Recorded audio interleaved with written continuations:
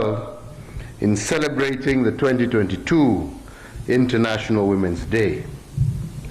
I am happy to note that this gathering does include an intergenerational mix of participants from the entire spectrum of our society. Our progress on gender equality has been driven by countless women at the grassroots, in academia, in politics, in boardrooms, women who have dedicated their lives to championing gender equality.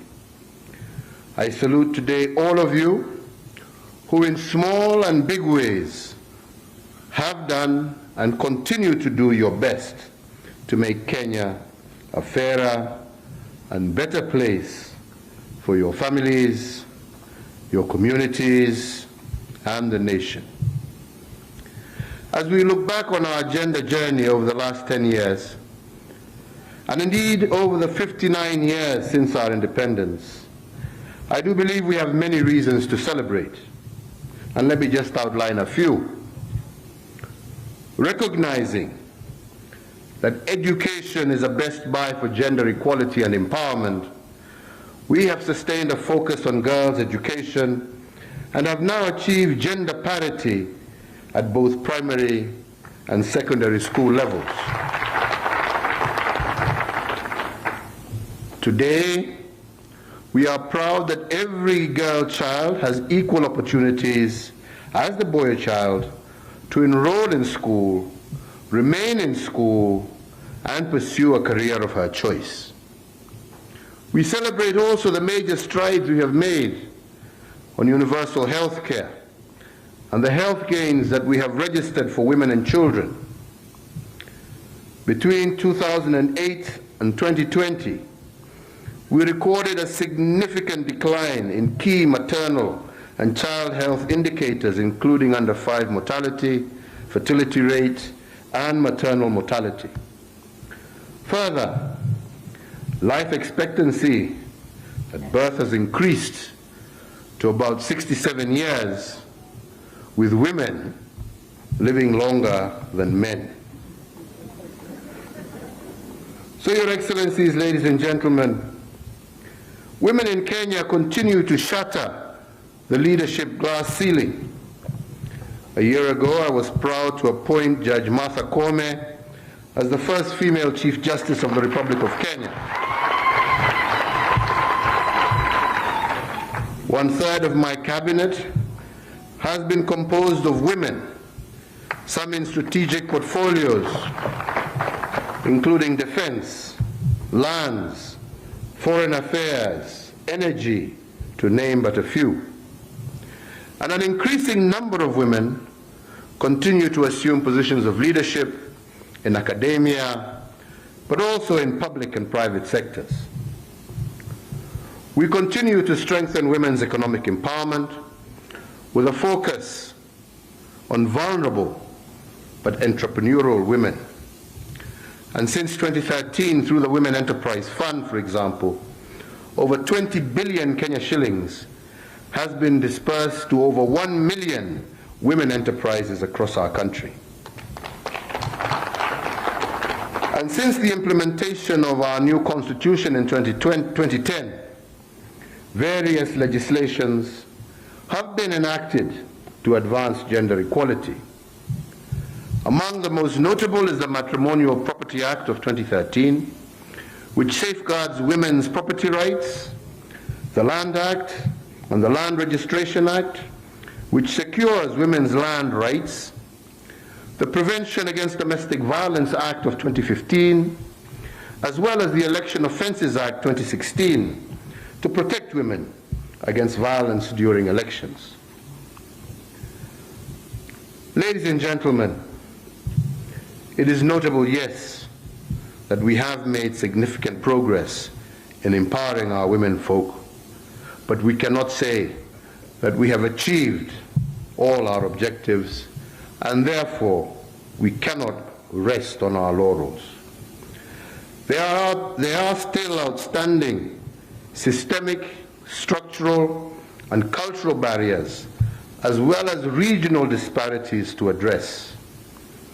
A continuous focus on gender issues is therefore a priority for my administration and should be so even for future administrations.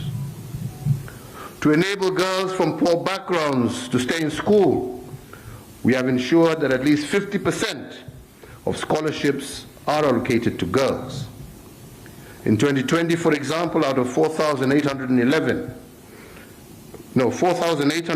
out of 9,000 scholarships were awarded to girls. And in addition, the government allocates annually about 400 million Kenya shillings to ensure that girls in public schools have access to free sanitary towels. Your Excellencies, ladies and gentlemen, female genital mutilation is one cultural practice that has continued to undermine the realization of the potential of our womenfolk. Indeed, it undermines the participation of girls in education, and in addition, it has harmful health consequences. In recognition of this fact, I did make a personal commitment to lead the war to end female genital mutilation. I'm pleased to inform this gathering on the progress that we have made to curb this harmful practice, and I want to applaud cultural as well as religious leaders, especially from the Borana, Samburu, and Pokot communities, who have made bold public declarations to eliminate FGM and also has serious and disruptive spillover effects on our children. As a country, we are proud to co-lead the Global Action Coalition on advancing gender equality and ending all forms of gender-based violence. And indeed, last June, during the Paris Generation Equality Forum, we announced a set of bold commitments to address systemic barriers that allow gender-based violence to thrive in Kenya. And to date, we have recognized some progress towards the fight against gender-based violence. First, we have developed guidelines for the management of county gender-based violence recovery centers to ensure that survivors have access to quality essential services. Second, in October of last year, we launched the integrated policy response to gender-based violence for the National Police Service, and the policy would steer the National Police Service in the establishment, management, and operations of one-stop centers to provide survivors with comprehensive legal, psychosocial, as well as health support. And third, an anti-FGM prosecution unit that has been set up in the Office of the Director of Public Prosecutions. So, ladies and gentlemen, while the government will continue to strengthen the laws and regulations to address gender-based violence, it is incumbent upon all of us as individuals and society to protect our women and girls. These are our daughters, our sisters, and our loved ones.